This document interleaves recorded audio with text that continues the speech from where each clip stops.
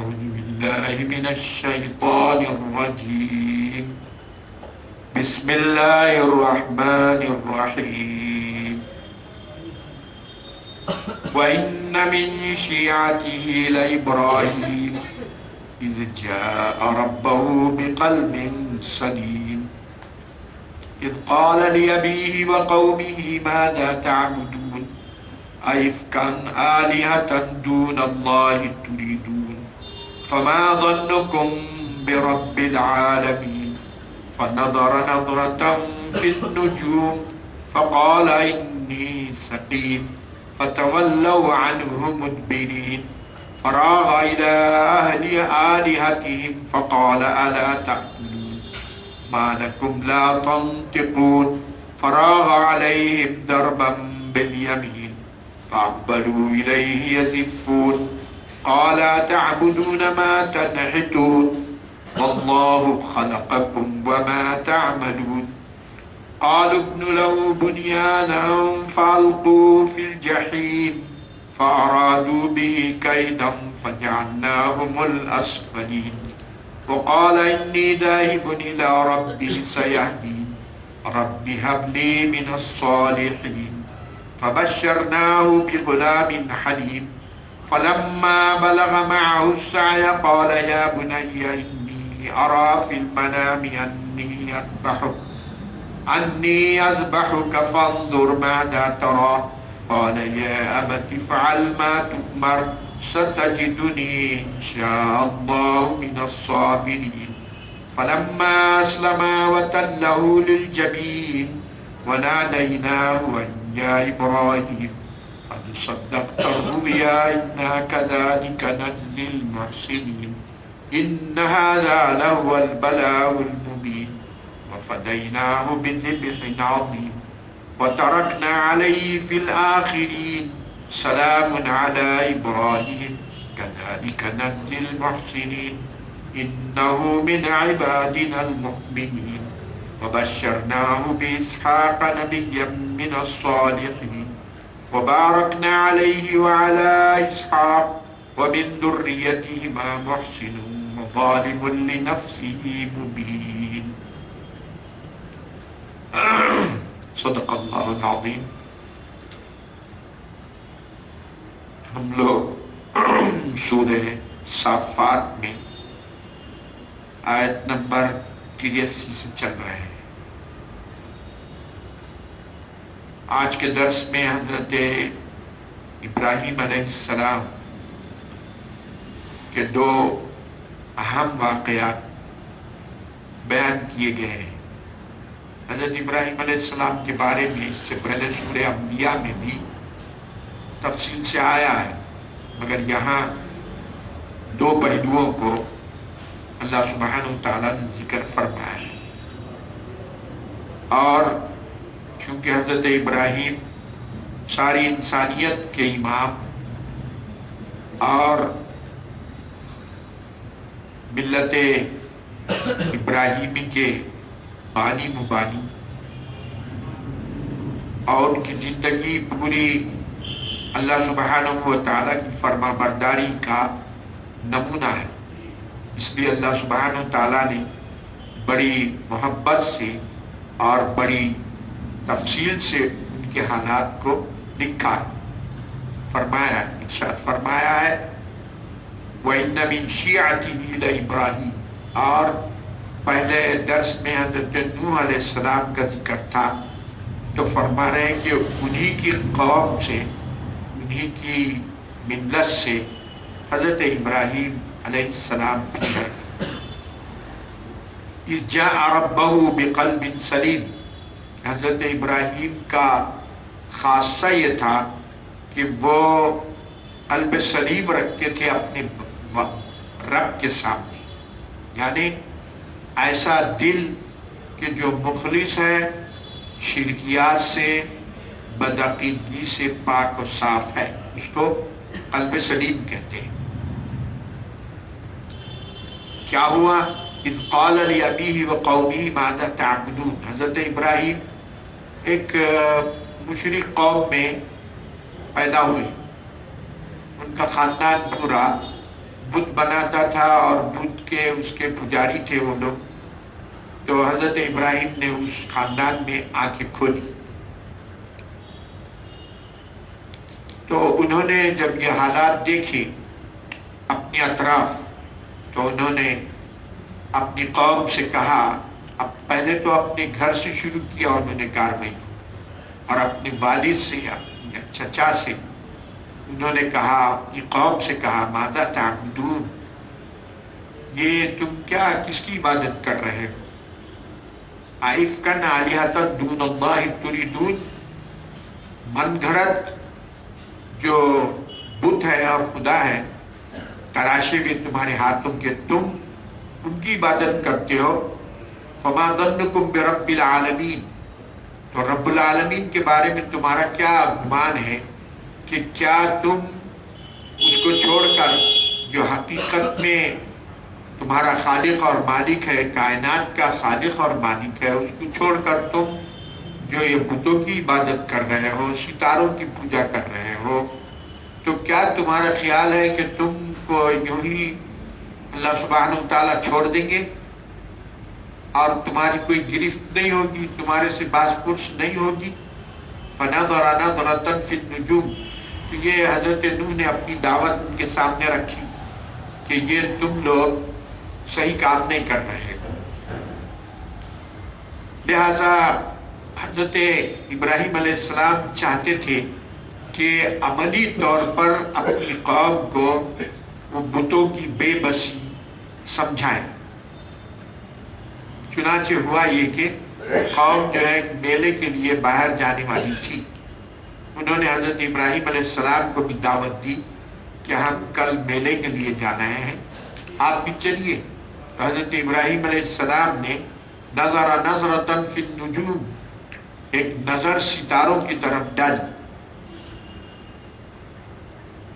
کیونکہ ان لوگوں کی عادت تھی، طریقہ تھا ان کا کہ وہ جو بھی کام کرنا چاہتے تھے تو ستارے دیکھتے تھے.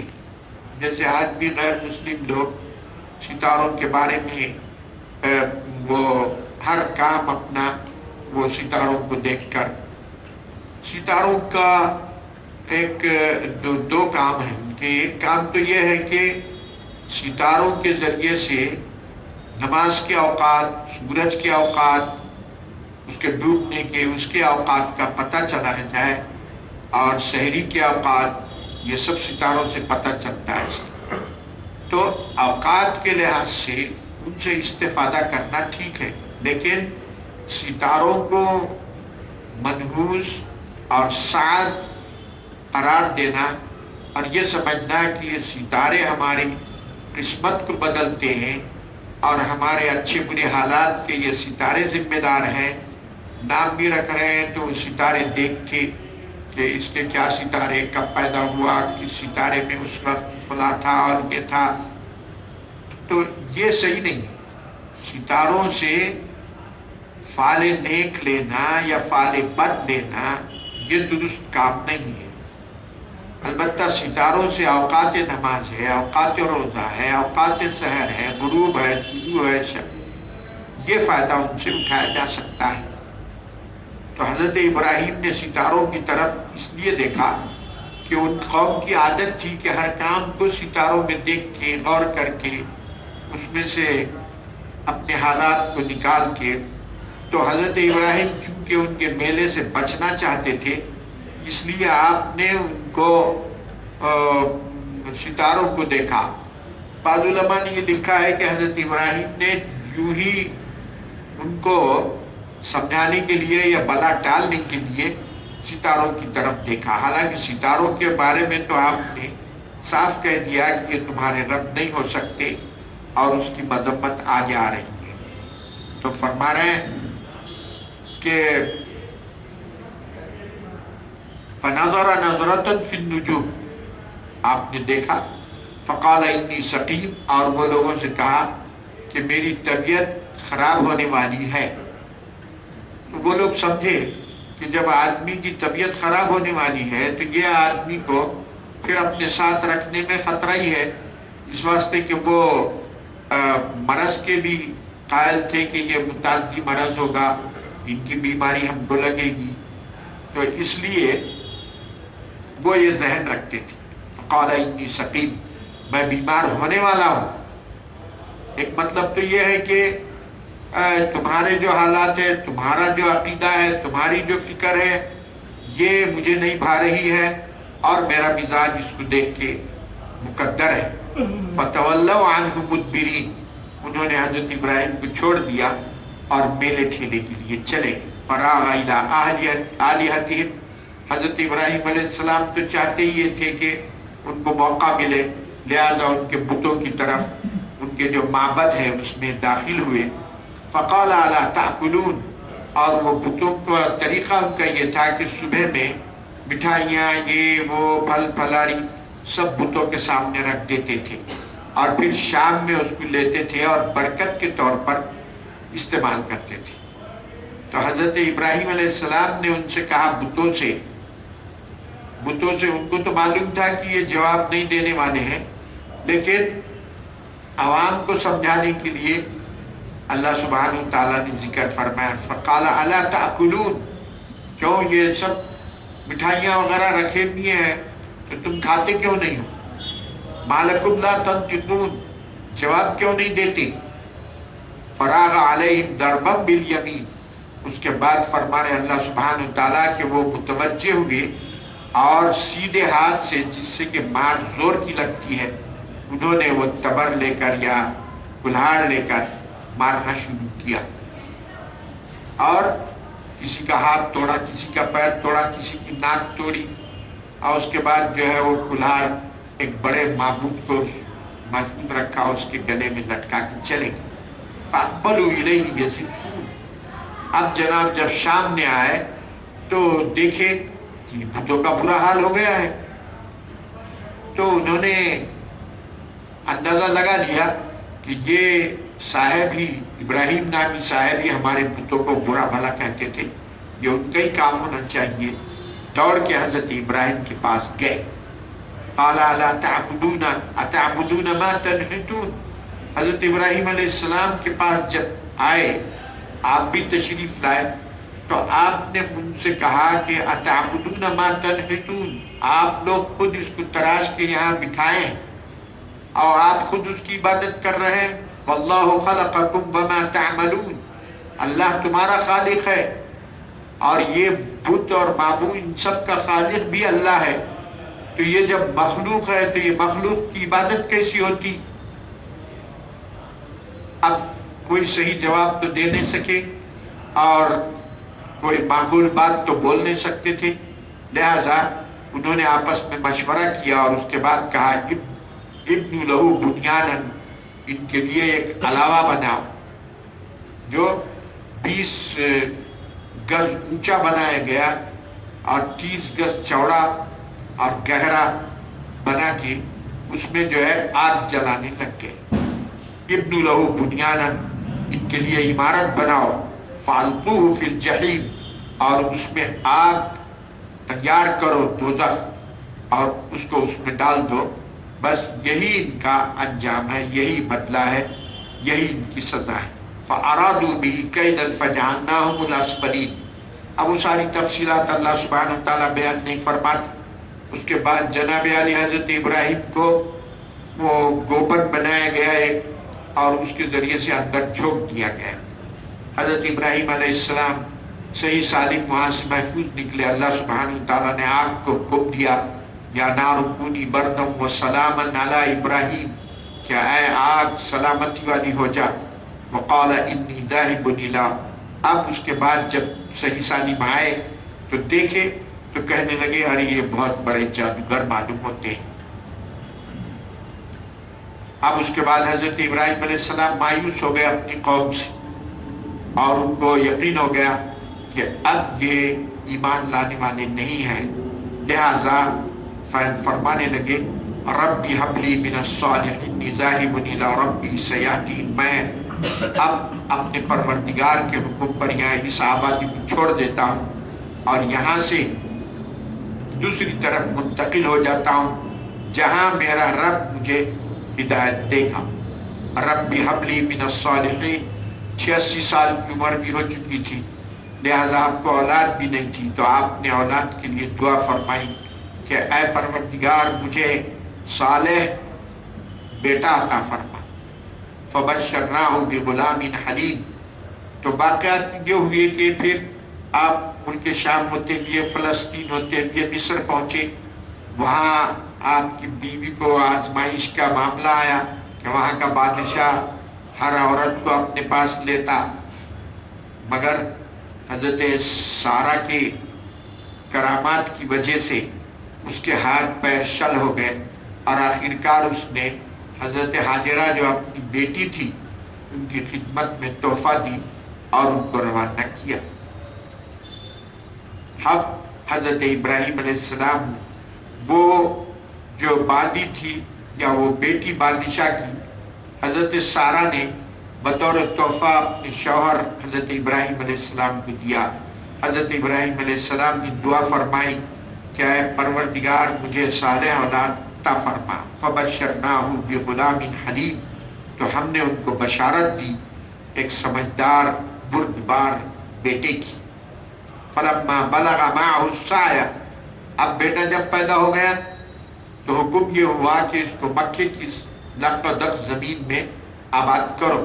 چنانچہ وہاں لے کے گئے اور وہاں آباد کیے، اور اس کے بعد وہاں سے واپس ہونے لگی۔ اب وہ سارا وقت گزر گیا، اس کے بعد جب بیٹا بڑا ہو گیا اس وقت آپ تشریف لائے۔ فلما بلغ معه السعی، جب حضرت ابراہیم حضرت اسماعیل کام کاج کے قابل ہو گئے، قال یا بنی انی ارا فی المنام انی اذبحک۔ یہ دوسرا امتحان تھا۔ پہلا امتحان تو آگ میں جھونکا گیا، اب دوسرا امتحان، کیونکہ حضرت ابراہیم علیہ السلام کو اللہ سبحانہ تعالیٰ نے خلیل فرمایا کہ یہ میرا دوست ہے، تو اب بیٹا جب ہو گیا تو بیٹے سے بیٹے کی محبت دل میں وابستہ ہو گئی، تو اللہ سبحانہ تعالیٰ نے آزمانا چاہا کہ اب بیٹے کی محبت غالب آتی ہے یا ہماری محبت غالب آتی ہے، لہذا خواب میں حکم دیا کہ تم اپنے بیٹے کو ذبح کرو۔ قال یا بنی انی ارا فی المنام انی اذبحک، فرمایا اے بیٹے میں دیکھ رہا ہوں خواب میں کہ میں تجھے ذبح کر رہا ہوں، فانظر ماذا تری، تمہاری کیا رائے ہے، غور کر لو۔ یہ مشورہ انہوں نے نہیں کیا، بلکہ ان کو بیٹے کو بھی تیاری کا موقع ملے، اس کو بھی اجر و ثواب ملے، اور وہ بھی جو ہے تیار ہو جائے، اور اللہ سبحانہ و تعالیٰ کی مرضی کے مطابق وہ بھی اپنے آپ کو حوالے کرے، اس کو بھی اجر میں شریک کرنے کے لیے آپ نے اس سے یہ فرمایا فانظر ماذا تری، کہ تمہاری کیا رائے ہے، اب تم دیکھو۔ قال یا ابت افعل ما تؤمر ستجدنی انشاءاللہ من الصابرین، تو بیٹے نے کہا ہے میرے عزیز والد، افعل ما تؤمر، آپ کو جو حکم دیا جا رہا ہے آپ وہ کر گزریے، ستجدنی انشاءاللہ من الصابرین، انشاءاللہ آپ مجھے صبر کرنے والوں میں سے پائیں۔ تو بڑی بات بھی نہیں کی، اللہ کے حوالے کیا، اگر اللہ نے چاہا تو، اور پھر یہ بھی نہیں فرمایا کہ میں صبر کر لوں گا، بلکہ فرمایا ستجدنی انشاءاللہ من الصابرین، آپ مجھے صبر کرنے والوں میں سے پائیں گے، یعنی ان لوگوں میں سے پائیں گے جنہوں نے اللہ کے راستے میں، بہت سارے لوگوں نے صبر کیا ہے، ان میں سے آپ مجھے بھی پائیں گے، یعنی نہایت عاجزی کے انداز کا جواب دیا۔ فلما اسلما، اللہ سبحانہ و تعالیٰ فرما رہے ہیں کہ جب دونوں کے دونوں نے حوالے کر دیا اللہ کے اپنے آپ، بیٹا ذبح ہونے کے لیے تیار ہو گیا، باپ ذبح کرنے کے لیے تیار ہو گیا، وَتَلَّهُ لِلْجَبِينِ، اور لٹا دیا اس کو پیشانی کے بل، اور ذبح کرنے لگ گئے۔ تو ذبح ہو ہی نہیں رہا ہے، انہیں تو ذبح کرنا شروع کر دیا۔ اللہ سبحانہ تعالیٰ کا چونکہ چھری کو حکم نہیں تھا لہذا وہ نہیں چلی، تو حضرت اسماعیل علیہ السلام نے اپنے والد کو کہا کہ بابا آپ میری منڈی زمین کی طرف کھینچیے تاکہ آپ کو ذبح کرتے وقت میری صورت نظر نہ آئے اور آپ کو رحم نہ آئے اور اس کی وجہ سے آپ کہیں پیچھے نہ ہٹ جائیں. لہذا وَتَلَّهُ لِلْجَبِينِ کہ پیشانی کے بل ان کو لٹائے اور ذبح کرنے لگ گئے. اللہ سبحانہ و تعالیٰ نے ان کی حفاظت فرمائی. اوپر سے آسمان سے فرشتے دیکھنے لگے حیرت سے کہ یہ کیا معاملہ ہے اور یہ کیسے لوگ ہیں، باپ کیسا، یہ بیٹا کیسا. اور فرشتوں نے جو حضرت آدم کے تخلیق کے وقت کہا تھا کہ آپ آدم کو کیوں پیدا کر رہے ہیں، یہ تو فساد مچائیں گے، اللہ سبحانہ و تعالیٰ نے فرمایا تھا انی اعلم ما لا تعلمون، میں جانتا ہوں تم نہیں جانتے. تو لہذا یہ منظر فرشتوں نے آسمان سے دیکھا تو فرشتے اللہ اکبر حیرت سے کہنے لگے کہ کیا بڑی بات ہے کہ بیٹا کٹ رہا ہے، باپ کاٹ رہا ہے. اللہ اکبر.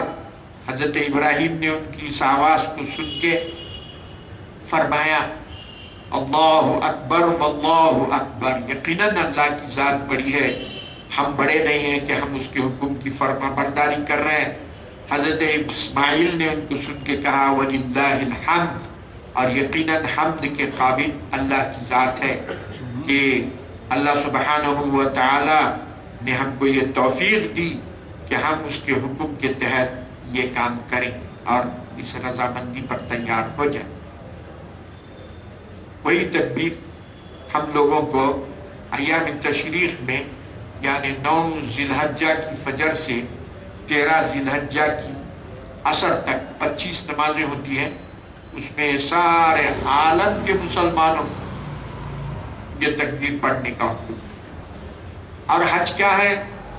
حضرت ابراہیم، حضرت اسماعیل، حضرت حاجرہ کے جو اعمال ہے، جو ان کے کام ہے، ان کی گویا ریہرسل ہے، ان کی گویا پریکٹس ہے، ان کی نقل ہے کہ جب انہوں نے جو کام کیا تھا اب حاجیوں کو کیا کرنا ہے. حاجیوں کو جا کے کعبے کا طواف کرنا ہے جو گھر حضرت ابراہیم نے بنایا. مقام ابراہیم پہ 2 نماز رکعت بھی پڑھنا ہے. پھر صفا مروہ پہ دوڑنا ہے، 7 چکر لگانا ہے.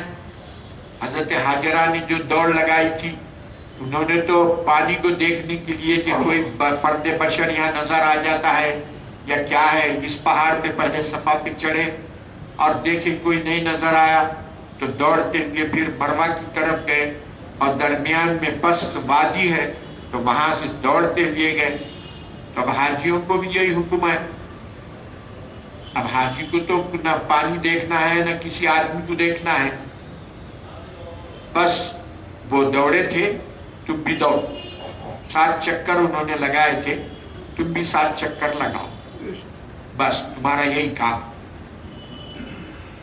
اور یہ جب حضرت ابراہیم علیہ السلام بیٹے کو لے جا رہے تھے ذبح کرنے کے لیے مینا، تو شیطان نے بہکایا تھا، حضرت حاجرہ کو بہکایا، حضرت اسماعیل کو بہکایا، حضرت ابراہیم کو بہکایا، تو سب نے اس کو کنکریاں ماری. تو وہ 3 مقامات مقرر کیے گئے، بڑا شیطان، درمیانی شیطان، چھوٹا شیطان. تو اب حاجیوں کو مینا میں باضابطہ ٹھہر کے 3 دن کا کنکریاں مارنا ہے کہ جو کام انہوں نے کیا تھا اس کی نقل کرو. بس یہ نقل میں ہی تمہارا فائدہ ہے کہ وہ حضرت ابراہیم، حضرت اسماعیل اور حاجرہ کی فرما برداری کا کچھ حصہ تمہاری زندگی میں آ جائے. بس یہ حج مقبول ہے، حج قبولی ہے. تو حج کیا ہے؟ حضرت ابراہیم و اسماعیل ان کے جو اعمال ہے اس کی نقل کرنے کے لیے سارے عالم کو بلایا جا رہا ہے کہ حضرت ابراہیم کے اعمال کی نقل کرو تاکہ حضرت ابراہیم و اسماعیل و حاجرہ علیہ السلام کی جو روحانیت ہے، ان کی جو فرما برداری کا جذبہ ہے، ان کی جو فدائیت کا جذبہ ہے اس کا کچھ حصہ تم میں آ جائے.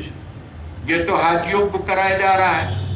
دوسری طرف حضرت ابراہیم نے جو قربانی کی ہے بیٹے کی، تو سارے عالم کے مسلمانوں کو حکم ہے کہ تم بھی قربانی کرو.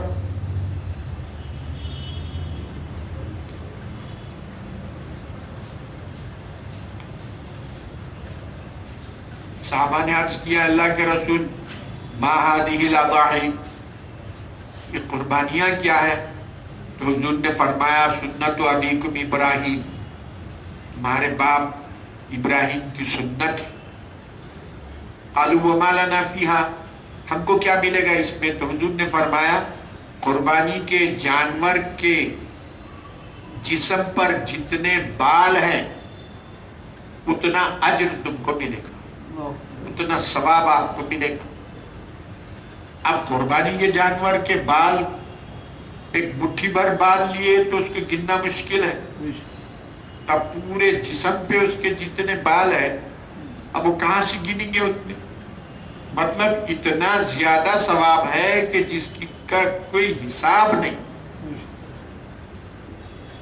تو ہم لوگوں کو تو اللہ سبحانہ و تعالیٰ کی مہربانی ہے کہ حضرت ابراہیم نے تو اپنے بیٹے کو ذبح کر دیا، اللہ نے بچایا.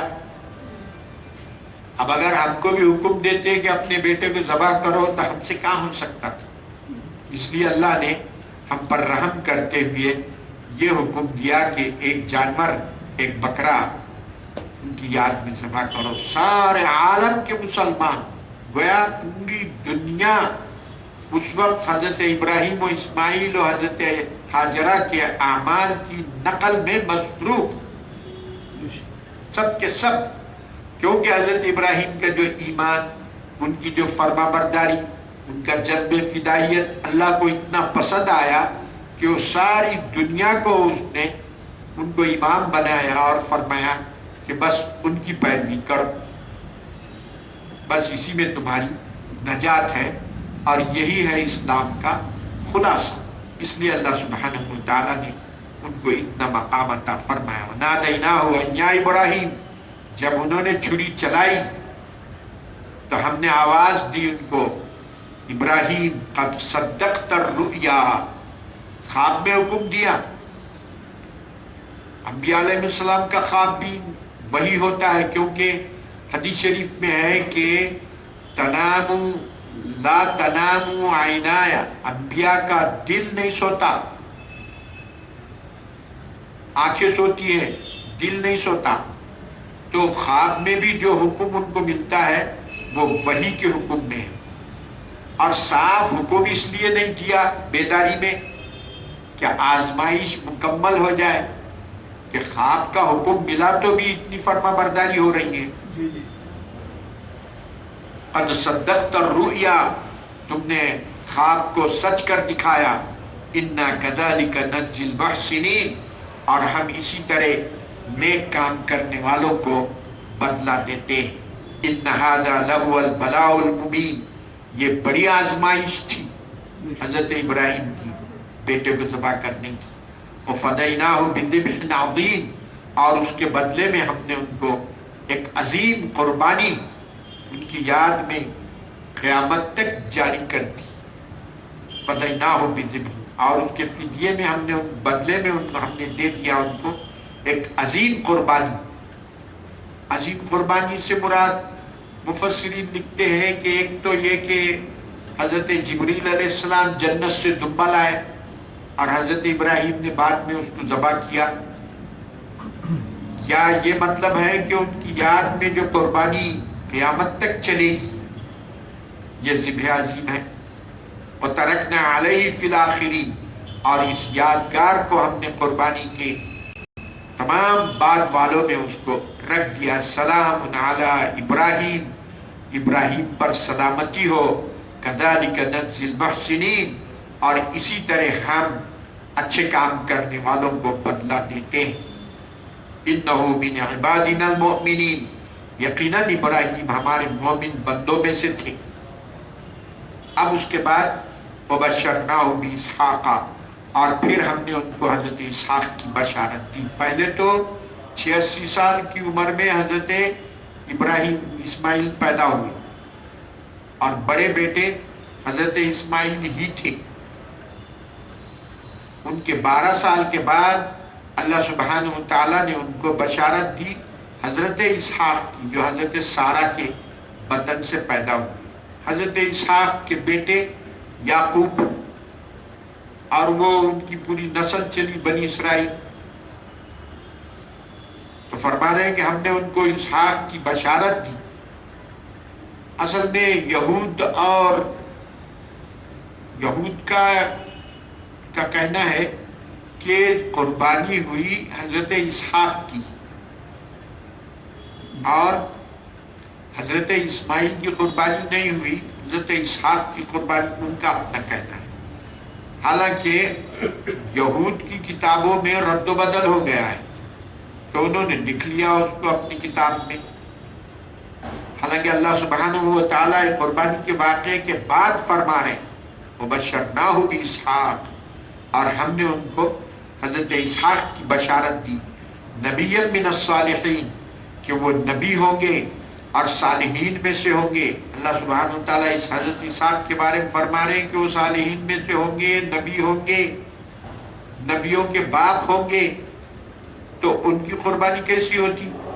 ان کے بارے میں تو یہ کہا گیا ہے وبارکنا علیہ وعلی اسحاق، اور ہم نے ان پر برکت دی ہے اور حضرت اسحاق پر، ومن ذریتہما محسن وظالم لنفسہ مبین، اور 2 قسم کے لوگ حضرت اسحاق کی نسل میں ہوں گے، ایک مومن اور دوسرے کافر۔ وَلَقَدْ مَنَنَّا عَلَى مُوسَى وَهَارُونَ، حضرت اسحاق علیہ السلام کے واقعے کے بعد اللہ سبحانہ و تعالی حضرت موسیٰ علیہ السلام کا ذکر فرما رہے اور ہارون علیہ السلام کا۔ وَنَجَّيْنَاهُمَا وَقَوْمَهُمَا مِنَ الْكَرْبِ الْعَظِيمِ، اور ان دونوں کو بھی ہم نے بڑی مصیبت سے نجات دی۔ بڑی مصیبت کیا تھی؟ فرعون نے بنی اسرائیل کو تمام کو اپنا غلام بنا لیا تھا۔ بچے جو پیدا ہوتے ان کو ذبح کیا جاتا، لڑکیاں پیدا ہوتی تو ان کو خدمت کے لیے چھوڑ دیا جاتا تھا، اور بنی اسرائیل سے ایسے کام لیے جاتے تھے کہ انسانیت کے خلاف، اور انتہائی ان کو ذلت میں، غلامی میں رکھا گیا تھا۔ تو اللہ سبحانہ و تعالیٰ فرماتے ہیں کہ اہل مکہ کو یاد دلا رہے ہیں کہ ہم نے حضرت موسیٰ اور ہارون پر احسان کیا اور ان کو نجات دی، ان کو اور ان کی قوم کو ایک بڑی تکلیف سے جو فرعونی ان کو پہنچاتے تھے۔ وَنَصَرْنَاهُمْ فَكَانُوا هُمُ الْغَالِبِينَ، اور ہم ان کی مدد کرتے تھے اور وہی غالب آ گئے، اور آخرکار فرعون کو دریا میں ڈبو دیا گیا اور بنی اسرائیل نجات پا کے میدان تیہ میں چلے گئے۔ وَآتَيْنَاهُمُ الْكِتَابَ الْمُسْتَبِينَ، اور اس کے بعد روشن کتاب تورات ہم نے حضرت موسیٰ کو عطا فرمائی۔ وَهَدَيْنَاهُمُ الصِّرَاطَ الْمُسْتَقِيمَ، اور صراط مستقیم جو اسلام کا راستہ ہے، ہم نے ان کا راستہ ان کو دکھایا۔ وَتَرَكْنَا عَلَيْهِمَا فِي الْآخِرِينَ، اور حضرت موسیٰ اور ہارون کا ذکر خیر بھی بعد کی نسلوں میں ہم نے جاری رکھا۔ سلام علی موسیٰ و ہارون، اسی طرح سلامتی ہے حضرت موسیٰ اور ہارون پر۔ اِنَّا كَذَلِكَ نَجْزِي الْمُحْسِنِينَ، اور اسی طرح ہم نیکوکاروں کو بدلہ دیتے ہیں۔ اِنَّهُمَا مِنْ عِبَادِنَا الْمُؤْمِنِينَ، وہ دونوں بھی بندے ہمارے اہل ایمان سے تھے۔ وَإِنَّ إِلْيَاسَ لَمِنَ الْمُرْسَلِينَ، اب بنی اسرائیل کے کئی قبائل حضرت موسیٰ کے بعد، حضرت ہارون کے بعد بنی اسرائیل کے کئی قبائل تھے، وہ ان میں سے قبیلہ بعلبک منتقل ہو گیا۔ لبنان میں ایک شہر ہے بعلبک، وہاں ایک بت تھا بہت بڑا، اس کا نام تھا بعل، اس کی پوجا ہوتی تھی۔ وہ 20 گز لمبا تھا اور پورا سونے کا بنا ہوا تھا، اور اس کی جو معبد تھا وہ بت کا، اس میں 400 خادمین کام کرتے تھے، اتنا زوردار. اور وہ بک اس کا بادشاہ تھا وہاں کا، بال بک، وہ ایک شہر کا ہی نام ہو گیا. اور وہ قلعہ بھی ہے آج، وہ بت کا جو مسکن تھا. تو فرما رہے ہیں اللہ سبحانہ و تعالیٰ نے وہ بنی اسرائیل کا جو قبیلہ وہاں سے نکلا میدان تی سے اور جا کے بالابک میں لبنان میں آباد ہو گیا، اور وہاں انہوں نے شرک کفر شروع کر دیا. تو اللہ سبحانہ و تعالیٰ نے ان کی اصلاح کے لیے حضرت الیاس علیہ السلام کو نبی بنا کر بھیجا. تو فرما رہے وَإِنَّ إِلْيَاسَ لَمِنَ الْمُرْسَلِينَ، اور الیاس علیہ السلام کو ہم نے رسول بنا کر بھیجا. اِذْ قَالَ لِقَوْمِهِ أَلَا تَتَّقُونَ، حضرت الیاس نے اپنی قوم سے کہا کہ بھئی تم کو خدا کا ڈر نہیں ہے، یہ تم بت کی عبادت کر رہے ہو، اللہ سے نہیں ڈرتے. اتدعون بعلا وتذرون احسن الخالقین، اور یہ بعل کی تم پوجا پاٹ میں مصروف ہو، وتذرون، اور جو خالق حقیقی ہے اس کو تم چھوڑ دے رہے ہو. اللہ ربکم ورب آبائکم الاولین، وہ اللہ جو تمہارے باپ داداؤں کا رب ہے. فکذبوہ، وہاں کا جو مقامی بادشاہ تھا اور اس کی بیوی تھی ایک ازبیل نامی، بڑے شدید مخالف ہو گئے حضرت الیاس کو تکلیف دینے لگ گئے. فکذبوہ، حضرت الیاس کی انہوں نے تکذیب کی. فإنہم لمحضورون، اور یقیناً یہ سب کے سب ہماری پکڑ میں آنے آئیں گے. الا عباد اللہ المخلصین، مگر اللہ کے جو نیک بندے ہیں اللہ سبحانہ و تعالیٰ ان کو نجات دے گا. وترکنا علیہ فی الآخرین، حضرت الیاس کا ذکر خیر بھی ہم نے پچھلی قوموں میں چھوڑا.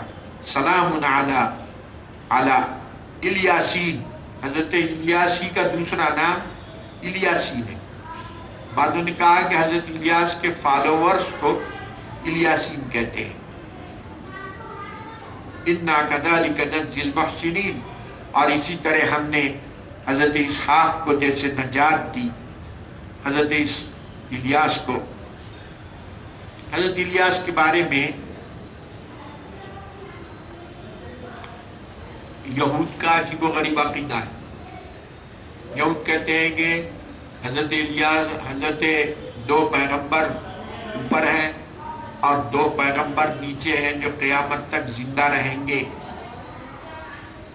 2 پیغمبر جو حضرت عیسیٰ علیہ السلام اور حضرت ادریس علیہ السلام، اور 2 پیغمبر نیچے، ایک حضرت خضر اور دوسرے الیاس.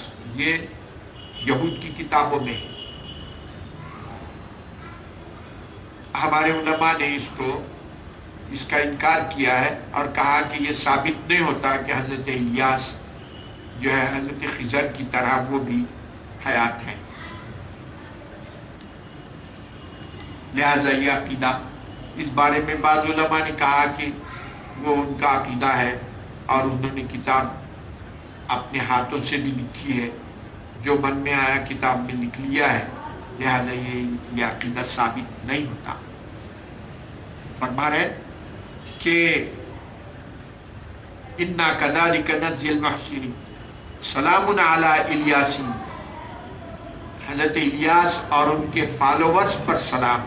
انا کذالک نجزی المحسنین، حضرت الیاس کو بعد میں انہوں نے بہت ستایا تو وہ اس قبیلے کا اور ایک ٹکڑا جو ادھر اردن میں جا کے آباد ہو گیا تھا، حضرت الیاس وہاں بھی گئے، مگر وہاں بھی انہوں نے حضرت الیاس کو بہت تکلیف دی اور پھر وہ ادھر واپس آئے. انہو من عبادنا المؤمنین، اللہ سبحانہ و تعالیٰ نے ان کو نجات دی اور ان کی قوم کو تباہ کر دیا. وَإِنَّ لُوطًا مِنَ الْمُرْسَلِينَ، حضرت لوط حضرت ابراہیم علیہ السلام کے بھانجے تھے، اور جب وہ وہاں سے نکلے دوزخ میں ڈالے جانے کے بعد حضرت لوط علیہ السلام نے ایمان لایا حضرت ابراہیم پر. بعد میں اللہ سبحانہ وتعالیٰ نے ان کو مقام اردن میں صدوم ایک علاقہ ہے وہاں کا نبی بنایا. اذ نجیناہ واہلہ اجمعین، اور ہم نے ان کو اور ان کے ماننے والوں کو نجات دی. الا عجوزا فی الغابرین، مگر ایک بوڑھی جو ان کی بیوی تھی اور وہ کافروں میں سے تھی. ثم دمرنا الآخرین، اور پھر تمام کو ہم نے ملیامٹ کر دیا. وَإِنَّكُمْ لَتَمُرُّونَ عَلَيْهِمْ مُصْبِحِينَ، اے عربوں تمہارا گزر ہے، تم آتے جاتے ہو ان راستوں پہ. حضرت ہود کے مقامات اور حضرت صالح کے مقامات، ان کی قوموں کی جو تباہیاں ہوئی، حضرت لوط کی قوم کو جو تباہ کیا گیا، تم صبح شام ان آبادیوں کو دیکھتے ہو. وَبِاللَّيْلِ أَفَلَا تَعْقِلُونَ، اور رات میں بھی شام میں بھی تم دیکھتے ہو ان آبادیوں کو. تم کو سمجھنا چاہیے کہ تمہارا کہیں یہ حشر نہ ہو جائے، اس لیے یہ انبیاء اور ان کی قوموں کے واقعات تمہارے سامنے ذکر کیے جا رہے ہیں. صلی اللہ تعالی علی خیر خلقہ محمد وعلی آلہ واصحابہ اجمعین.